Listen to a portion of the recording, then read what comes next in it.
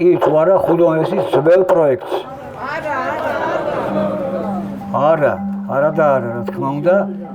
ძალიან დიდი ხანია გრძელდება ჩვენი პრობლემა, რასაც ხუდონი ქვია, ეს ლუკაზე უფრო პატარა ბავშვი ვიყავ იქიდან მახსოვს, ამ მდგომარეობა იყო ჯერ კიდევ კომუნისტების დროს, რომლებიც არავის არაფერს ეკითხებოდნენ, მაგრამ საბედნიეროდ შემდგომ საქართველოს დამოუკიდებლობა მოიპოვა და რაღაც გარკვეული ფუნქციები ხალხსაც დაეკისრა, თორე კომუნისტების დროს არავინ არაფერს ეკითხებოდა, ისე აპირებდნენ ჩვენს გასახლებას სვანეთიდან. ნაწილი მოსახლეობისა კიდევაც გადავიდა, ნაწილი გადასულებიდან უკან დაბრუნდა, ესეც კარგად გვახსოვს. 2012 წელს, როცა ეს ხელისუფლება მოდიოდა სათავეში, მე კარგად მახსოვს 2012 წლის 27 ივლისი იყო, პირადად მე ვკითხე ბატონ ბიძინა ივანიშვილს, თუ როგორ წარმოუდგენია ხუდონესის შემდგომი ბედი და მან გარკვეულით და მკაფიოდ ახსნა, რომ როგორ შეიძლება ჰიდროენერგეტიკის განვითარება მოსახლეობის აყრისა და გასახლების ხარჯზე. მაგის ხარჯზე როგორ შეიძლება ენერგეტიკა მივიღოთ? რა თქმა უნდა. ენერგეტიკა იმისთვის უნდა მივიღოთ, რომ ხალხი შეინარჩუნოს თავის საცხოვრებელი ადგილები და ლაღათი ცხოვრონ და თუ ხალხის განადგურების ხარჯზე წამოვიდა და მაცხოვრებლების და სახლების განადგურების ხარჯი, ესეთი ენერგეტიკა არაფერში შეაფჩიდება. ცოტა ხანში ეს რიტორიკა შეიცვალა და დასაშვებად მიიჩნიეს ხუდონესის შენებლობა. ჩვენ ქვეყანაში აუცილებლად უნდა აშენდეს ისეთი მსხვილი ჰესების პროექტი, მათ შორის როგორც არის ნესკრა ხუდონი ნამახვანი. ეს არის ერთ-ერთი სტრატეგიული პროექტი, ერთ-ერთი უნიშნულოვანესი პროექტი, რომელიც მაქსიმალურად სწრაფი ტემპით განხორციელდება. დიდი ჰესები, როგორც არის ხუდონი, როგორც არის ნამახვანი, ეს აუცილებელია ამ პროექტების განხორციელება ჩვენი ქვეყნის ენერგო დამოუკიდებლობის. უამრავი ჭორი გაგვირცელეს იმ პერიოდში, რომ თითქოს ჩვენ უფრო მეტი მატერიალური სარგებელი გვინდოდა და ამიტომ ეწინააღმდეგებოდით ხუდონეს, რის გამოც ჩვენ იძულებული გავხდით და ჩვენი წინაპრების გავლილი გზა გამოვიყენეთ, ის გამოცდილება, რასაც ხატზე დაფიცება ქვია, 2013 წლის 8 მაისს დავიფიცეთ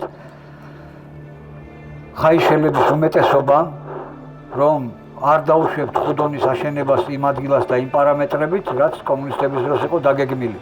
ბევრ სასაცილოდ ვერ ეყო და ალბათ ეხა ბევრს ქირქილებს იმაზე, რომ რა დროს ხატი და ჯვარია 21 საუკუნეში, მაგრამ ასეთ ადამიანებს შევახსენებთ იმას, რომ როდესაც ქვეყნის უმაღლესი პირი მოდის ხელისუფლებაში, ის ბიბლიაზე იფიცებს ხალხის, ქვეყნისა და მისი მომავლის ერთგულებაზე.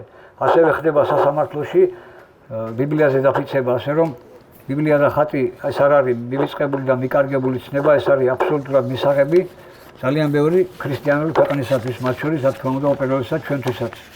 არ შეიძლება განვითარების სახელით გავანადგუროთ ის, რაც ჩვენი წინაპრებისაგან გვერგო და რაც მომავალ თაობას უნდა გადავცეთ. კატასტროფის წინაშე ვდგებათ, კატასტროფის.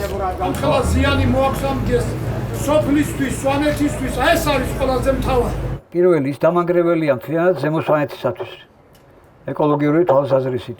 მეორე, გააქრობს ხაიშის თემს, რომელიც ჯერ კიდევ ანტიკური პერიოდის რუკაზეა დაფიქსირებული როგორც დასახლებული პუნქტი და ეს დაამტკიცეს თავის დროზე მას განშენებულმა ცხონებმა შოთა ჩართულმა არქეოლოგიური გათხრებით და სულ ახლახან პროფესორმა ზვიატკვიციანმა, როდესაც წარმართული პერიოდის, ანტიკური პერიოდის სარიტუალო დარბაზის ნაშთები აღმოჩნდა სასაფლაოს მიმდებარე ტერიტორიაზე.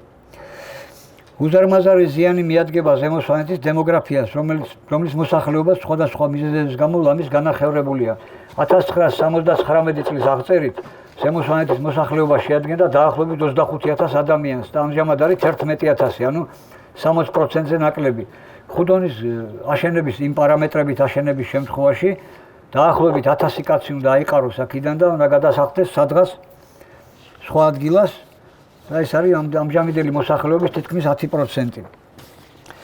წყალქვეშ მოექცევა მე-11 საუკუნეების ტაძარი, რომელიც როდესაც საქართველოში სამოქალაქო ომი მძინვარებდა, ჩვენ შრომობდით და აღვადგინეთ ეს ტაძარი, ამჟამად მოქმედია ეს ტაძარი, ასევე მოქმედებს მონასტერი ტაძართან ერთად. ეს ყველაფერი მოექცევა წყალქვეშ და წინა ხელისუფლების დროს იყო მოსაზრება, რომ აგურ ავიღებთ ყველა ქვას მოუხსნით ტაძრიდან და გადავიდანთ იგივე ეკლესიას აგიშენებთ სხვაგანო, მაგრამ აქვე შევახსენებთ, რომ ნაკურთხი არის არა ქვები მხოლოდ, არამედ ის ადგილი, სადაც ეკლესია ეკურთხა, რომ აშენებულიყო. პლუს კიდევ ყველაზე მტკივნეული თემა და არანაკლებ სხვების, ეს არის სასაფლაოების თემა. დაახლოებით 1000 ადამიანი განისვენებს ხაიშის ძირითად სასაფლაოზე ტაძართან ახლოს და გარდა ამისა პერიფერიულ სოფლებში და ხა წარმოვიდგინოთ ეს ყველაფერი, რომ უნდა ამოვთხაროთ ჩვენი წინაპრების საძვალეები და შევაწუხოთ და უნდა გადავასაფლავოთ სხვაგან. ამას ჩვენ ვერანაირად ვერ დავუშვებთ, ვერანაირად. ღმერთი იყოს ჩვენი მფარველი ამ სულთად სამართლიან საქმეში და ღმერთი წაგვიძღვება წინ გამარჯვებისაკენ.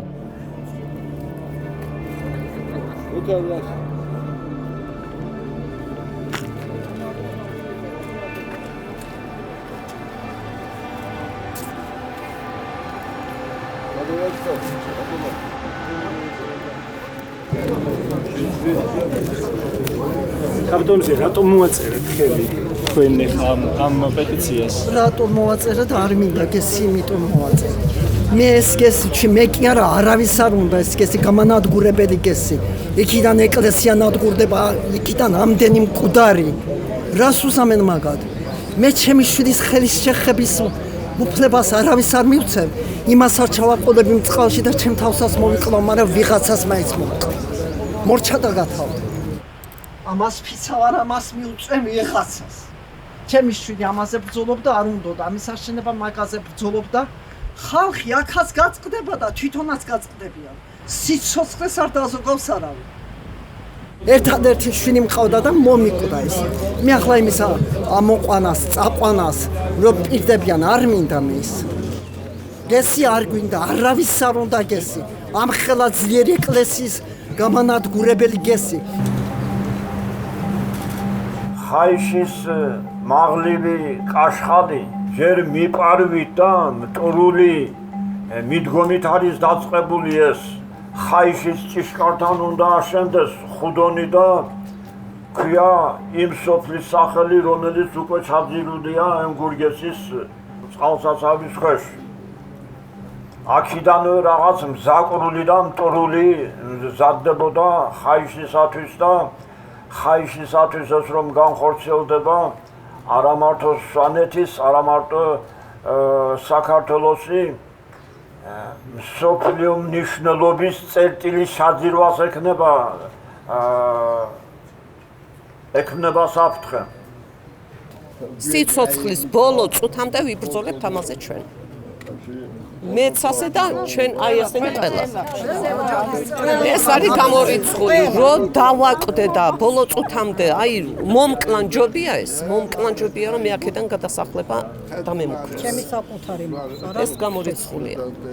თუ მოვკლავენ და მოვკლავენ. მინდა ჩემ საკუთრებაში რო ვიყო. ეკლესია უნდა დავიცვათ, სასაფლაოები და ჩვენი ტერიტორია და ჩვენი სახლები.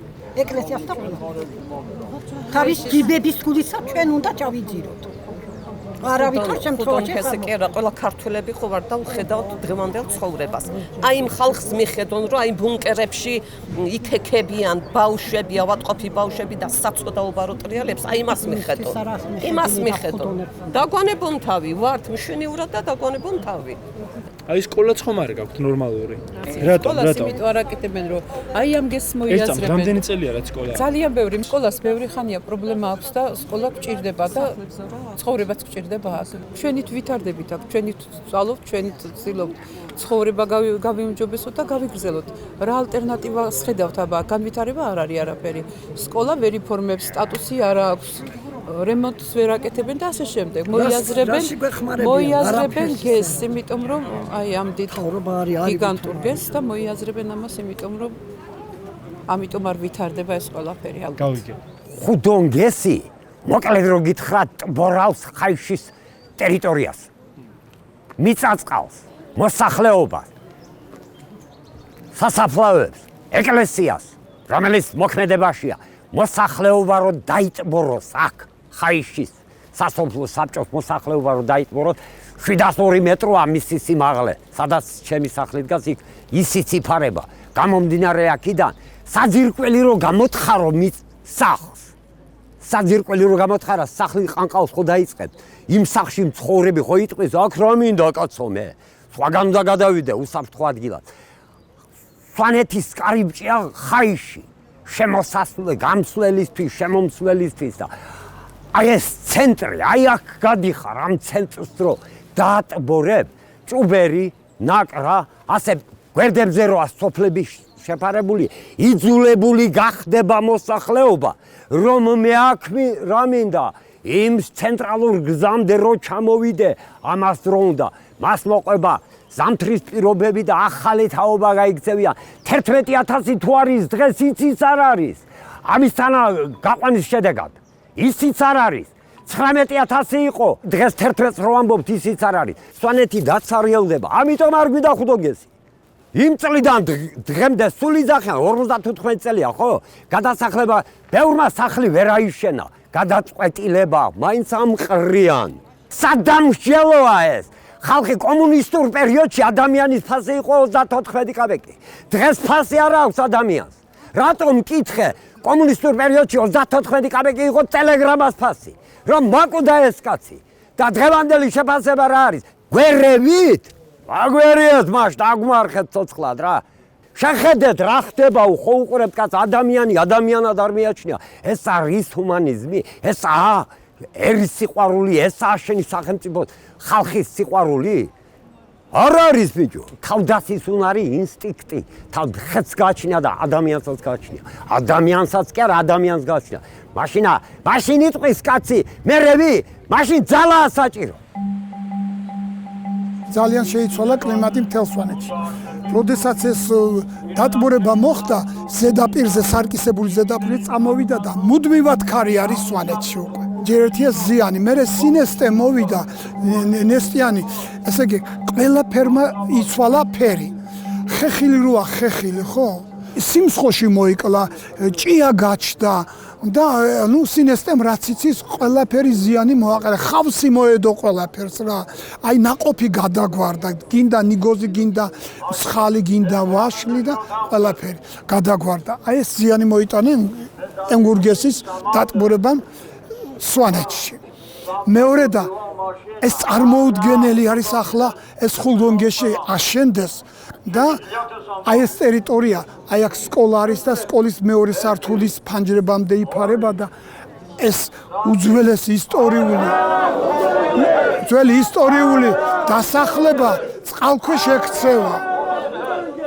ეს მარტო ხაიშის პრობლემა არ არის. ხაიშის არის პირველში უდიდესი პრობლემა და შემდეგ შემოგარენი სოფლებისთვის, თლიანად რაიონისთვის არის დამოკლეს מחვილივით ეს გესის აშენება. ეს ფარულად არ უნდა დაწყებული იყოს შენებლობა. დაწყებულია თურმე, დაწყებულია. უკვე დაწყებულია გვირაბებში შევიდნენ ხიდი გაარემონტეს, რაღაცა შენობები, ბეტონის სამუშაოები მიდის და აი საწყისი ეტაპი უკვე დაწყებული არის. ეს არ უნდა მომხდარიყო მოსახლეობასთან შეთანხმების გარეშე. ნამდვილად არ ეკადრება ჩვენს ქვეყანას ასეთი რაღაცა რა. ეს ხიდი არის სოფლებს ხაიშსა და იდლიან შორის და არის იმდროინდელი, როდესაც საბჭოთა კავშირის პერიოდში ხუდონჰეს აშენებდნენ. ეს ხიდი, რომლის რეაბილიტაციაც ახლა მიმდინარეობს, მოდის სწორედ იმ გვირაბთან, სადაც ტურბინები უნდა დაეყენებინათ, აქ უნდა მომხდარიყო ელექტროენერგიის გამომუშავება. თქვენ რომელ კომპანიას წარმოადგენთ? მე ვარ გელამ თბილისშვილი ჟურნალისტი. სააქციო საზოგადოება საკრუსემელი. რას აკეთებთ აქ? აი ჩვენი ხაზია 500-იანი, კავკასიონი. რუსეთში რომ გადადის? ხო, მაგის მფლობელები ვართ ჩვენ.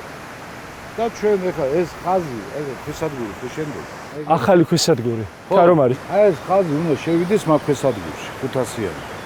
ამ ახალი ქვესადგურის შენებლობის საჭიროება რატომ გაჩნდა? რატო გაჩნდა და 100-იანი ხაზი ხო გადის? დიახ. კიდე უნდა აშენდეს 100-იანი ხაზი. რისთვის? აი გესებიდან ხო უნდა წამოიღონ რაღაცა ელექტროენერგია და ამ ქვესადგურში მოვა. მცირე ზომის ელექტროსადგურებს 100 კილოვოლტი. და რაც ახლა აშენებულია და ექსპლუატაციაშია შესული. მცირე ზომის ჰიდროელექტროსადგურები. მათ მიერ გამომუშავებული ელექტროენერგია არ მიდის, აბა ეხლა არ მიეწოდება სახელმწიფო ელექტროსისტემას. კიდე რა ვიცი მე ხა მე. არ უკავშირდება ხუდონჰეს. იმედი გქონდა ეხლა რომ всё ეს თემა დახურული იქნებოდა. ისევ წამოტივტივდა და ისევ ჩვენ გადასახლებაზე და რეგიონის ჩაძირვაზე არის საქმე, რომელიც ალბათ, რა ვიცი, არ მოხდება არასდროს. სანაცვლოდ ის ენერგია, რომელიც შეიძლება მოვიდეს, არ არის იმის, რასაც ვკარგავთ. რას ვკარგავთ? იგივე სალოცავს, იგივე საფლავს, იგივე სახლს, იგივე მამპაპისეულ ყველაფერს ვკარგავთ. და ვჩებით ჰაერში. ელემენტარულად მთაში ნამიან ბალახზე სიარული მენატრება. სერტ არ არსებობს. და იმიტომ არ არსებობს, რომ აი ამდენი ღელე და მდინარე მიწისქვეშ წავიდა, დაიკარგა ფაქტიურად. და რაც იყო მილებშია ალბათ, ხო, დამწყდები. ესე არის ახლა 5 და 6 კილომეტრით მდინარე რო დაიკარგება ის, რა თქმა უნდა, რაღაცას გამოიყენებს. მით უმეტეს ძალიან თავქვეშ ციცაბოში ფაქტიურად მდინარე ფერს ვერ გაარკვევდი, კაფი მოდიოდა. იქ აორთქლებაც მეტი იყო და შესაბამისად ის ნამი, რომელსაც მე ვნატრულობ, მოსავალზეც იმოქმედა, გარემოზეც იმოქმედა, ადამიანზეც იმოქმედა და ყველაფერზე. არაფერი გაცუდის მეტი ამ გესებს არაფერი. აბსოლუტურად არანაირი. შუქი ჩაქრება, ქრება ყველგან. და ძალიან საერთოდ მე ვარ ახლა 82 9 ჰესი არის ახლა ჩემს აი დაახლოებით 15 კილომეტრის რადიუსში აშენებული 9 მცირე ჰესი. 8-დან 9 მეგავატის ინდლავრისა. არაფერი შეღავათი გარდა იმისა, რომ აი მას ვკარგავ, რაც მქონდა. ამ გესებით არაფერ ხელს აქ მაცხოვრებელი ვერ ნახავს. გარდა იმისა, რომ დავკარგავთ როგორც აღნიშნაგერ ჩვენი წინაპრების სასაფლოები გინდა, ეკლესიები გინდა, რა ვიცი, ყველაფერი იკარგება. შუქი რომ გაქვთ უფასოდ ხშირად ახლა რა თქმა თუ מחר გადავიხდი თბილისში ხდიან და მეს გადავიხდიან. ანდა რას მოვიზრე თვითონ ამბობენ და მე გეტყვი ახლა რას ამბობენ. გაითიშება იმის გამო მაქვს არა შუქი უფასო. უფასო გაქვთ კაცო და გაითიშება ბორო. ამას ვამბობ. ესე იგი იმის მაგვირავთ რომ ბოდიში ანუ ის ბოდიში რა ბოდიში ფეხებზე კიდია. აი იქ ნენსკრაგესი რო შენდება. შენდება თუ შენდებოდა? შენდებოდა, მაგრამ ახლა ტელევიზორში მე არ მომისმენია, მაგრამ ძალიან კარგი კითხვა არის. თუ შენება არის, წვანიანთია რატო არა შენება?